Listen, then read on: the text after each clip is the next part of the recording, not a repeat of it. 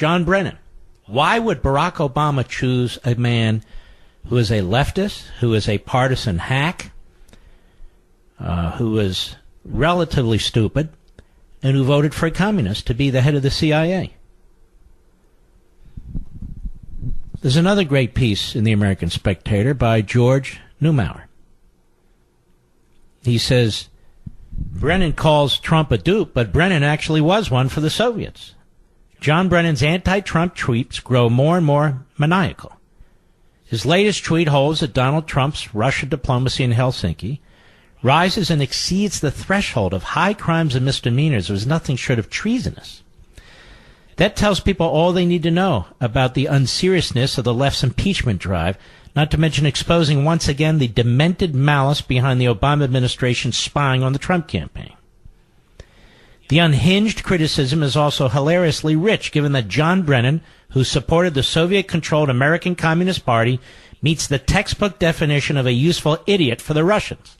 At the height of the Cold War, he was rooting for the Reds, casting his vote in 1976 for Gus Hall, the American Communist Party's presidential candidate.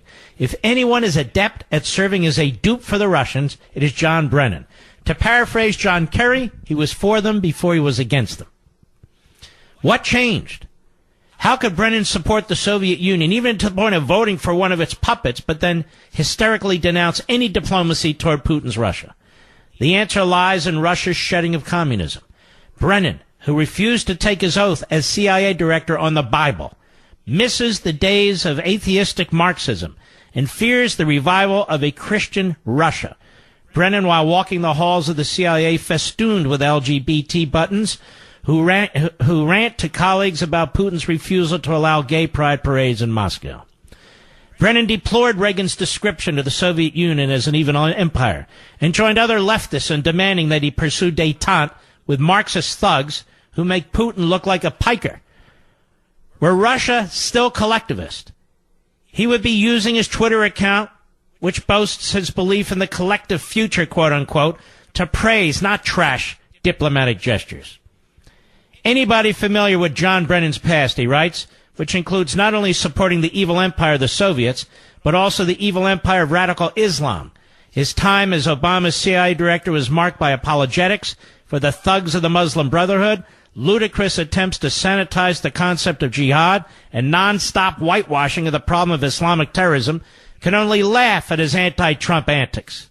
That the media give this fulminating fool and fraud a platform is a measure of its own lack of seriousness and absurdly sudden hawkishness. The outrage about the Trump-Putin meeting is empty noise generated by the America Last crowd to hurt an American first president. It won't work. From Hillary to Pelosi to Brennan, they are the little lefties who cried wolf. After decades of feeding wolves, their credibility is nil. Their counsel is immature and reckless. Not only were Trump's comments imbecilic, he's wholly in the pocket of Putin, gasped Brennan. Republican patriots, where are you?